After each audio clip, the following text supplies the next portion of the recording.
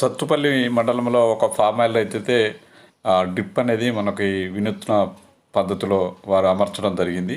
ఆ palm oil మనం visit చేయడం జరిగిందనమాట. ఆ ఫామ్ ఆయిల్లో అంటే సెంటర్ పాయింట్లో పైప్ లైన్ వేసేసి వాళ్ళు 8 mm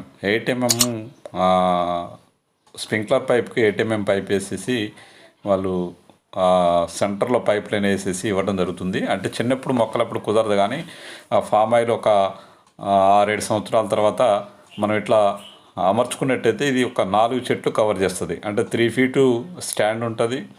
తర్వాత ఆ స్ప్రింక్లర్ పైప్ వచ్చేసి 8 mm పైప్ ఉంటుంది.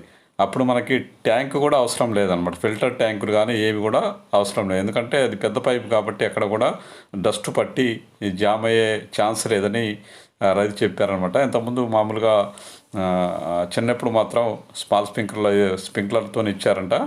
ఇప్పుడు మాత్రం 8 mm స్ప్రింక్లర్ వేసిన తర్వాత ఆ ఫిల్టర్ కూడా తీసేసి ఇవ్వటం జరుగుతుంది. బాగా వాటర్ కూడా చుట్టూ మనకి ఆ 4 మొక్కలకు కూడా మనకి చుట్టూ తడవటం జరుగుతుంది అనమాట. అంత దూరం వస్తూ ఉంటుంది అనమాట. అందుకని మనం తక్కువ స్ప్రింక్లర్లో అమర్చుకుంటున్నా కూడా మనకి ఇది వర్కౌట్ అవుతుంది. కాబట్టి పెద్ద సైజు అంటే 6-7 సంవత్సరాల ఫామ్ ఆయిల్ అయిన రైతులు ఇట్లా అమర్చినట్టయితే మీకు ఫిల్టర్ ట్యాంక్కి ఇబ్బంది ఉండదు. ప్లస్ మీకు తక్కువ స్ప్రింక్లర్స్తోనే మీకు ఎక్కువ చెట్లకి వచ్చే విధంగా ఈ స్ప్రింక్లర్ మీరు అమర్చుకోవచ్చు. ఇది బాగా వర్కౌట్ అవుతుంది.